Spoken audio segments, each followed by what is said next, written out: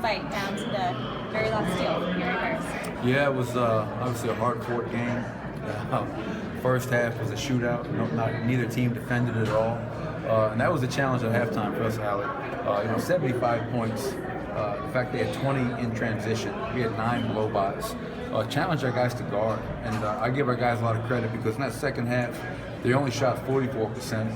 They only scored 56 points, and they only had 2 fast break points. So, much better job defensively. Obviously, we have 7 guys in double figures.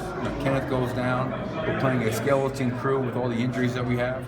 But everybody that went out there contributed in a big way. And to your point, Gary gets a couple of steals, forces a backcourt violation.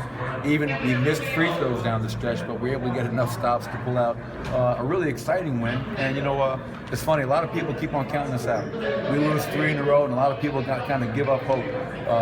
We have everybody in that locker room is remaining positive, optimistic, and we're going to play this thing out. And hell of a win for us. Nikola Jokic continuing to lead this team, and he had quite the defensive battle with the 2 big men out there. To speak to his performance. Yeah, Nikola was great. Obviously, you combine DeMarcus Cousins and Anthony Davis. I think they combined for 71 points just between them. And all of our guys, whether it was Wilson, Gallo, Mason, or Nikola, took the challenge. And we had a lot of breakdowns, especially in that first half, but the defense was a lot better. We met their physicality. We made it hard on them. We built our lead. And when they made a comeback, we were able to weather that storm and get enough stops to get the win. So tomorrow night, very big game in Houston for us. As we were talking about, so many different lineups, and both of the point guards stepped up tonight. Yeah, again, Emmanuel Mudiay goes out there and gets 15 points, 7 assists, only 1 turnover. Jamal Murray, what a great learning opportunity for him. He got going in that second half offensively. But late in that game, we're trying to get him the ball, and they're holding him, they're grabbing him, and he's got to learn how to get the ball. We need him to have the ball in his hands to make a play. But I like to learn after wins a hell of a lot more than I do like learning after losses. So we'll definitely take it, and it's good to kind of get that bad taste out of our mouth. They beat us badly at our home court. They're up by 35. I reminded our guys about that before the game. So to come in here on their last game of the season at home and get the win, very proud of our team.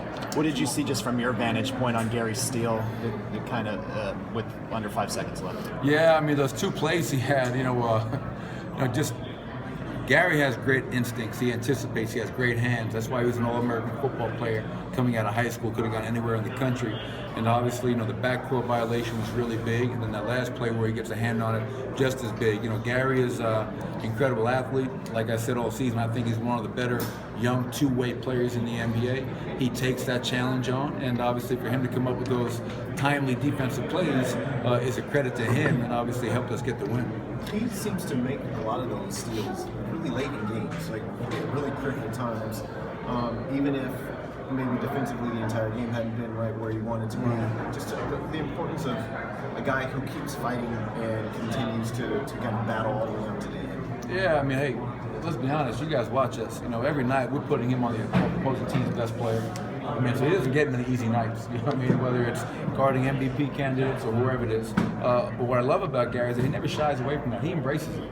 He wants that challenge. He wants that opportunity to measure himself against the best players in the NBA. And when the game is on the line, some guys shy away from the moment. To your point, Chris, I think Gary Harris is a young player who embraces that opportunity, is out there playing with confidence, being aggressive, not afraid to make a mistake. Not afraid of the moment. So I'm happy for Gary, and he's only think about how much he's gotten better. He is a tremendous young talent, and who's having a phenomenal season for us. Jamal Murray had 8 points right away. I think it's important. He's able to have these kind of experiences in his game. Can you talk about what he's learning and what he's doing for him on the future? Come on, the kid just turned 20 years old, one of the youngest rookies in the NBA, and he goes out there in a game that I reminded the guys at halftime, said, fellas, their season is over. We're still playing for something. That first half was unacceptable defensively. If you really want something with the rest of the season, turn it up on defense. Challenge yourself. Challenge the guy next to you, and we did that. But Jamal goes out there in a huge game on the road, 16 points, 5 rebounds, 5 assists. And to your point, fourth quarter, not early in the game when nothing's going on. When the game is on the line, he's not afraid to make big shots. Him stepping up to the free throw line in Miami, I didn't worry at all if he was going to make those shots. I really didn't. And tonight, obviously, you can see when he sees that ball go through the net, and he gets going, you can just see it in his eyes. He's shooting into a very big basketball hoop, and his offense tonight in that fourth quarter was tremendous and very much needed. And that start of that fourth quarter, it was a 17-5 run. What were you guys doing well defensively? It felt like that kind of turned the game when you guys got out to about a 9-point lead after holding them to 5 points for a few minutes. Yeah, well, obviously, Wilson gets that foul right away. So Gallo runs the whole third quarter. Wilson gets his fifth. I got to go right back to Gallo. But that a lineup that was out there, we were small at that point. With Gallo and Mason. I think Mason, when he's your center, when he was rebounding, we were just flying around. We were covering for each other. And the big thing too is first half 20 fast break points of their 75, which those numbers really those numbers hurt me.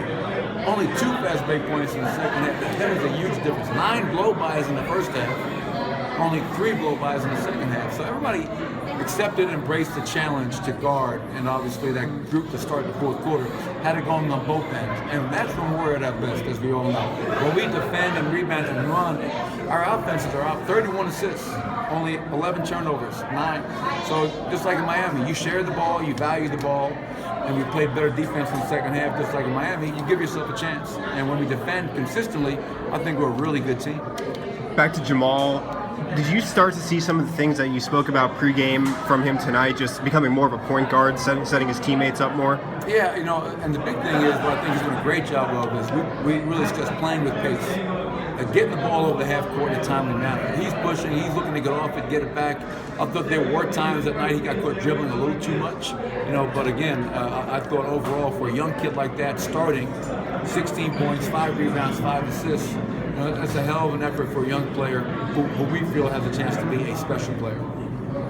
Thanks, Coach. Thanks, Coach. Thank you, Coach. Appreciate it.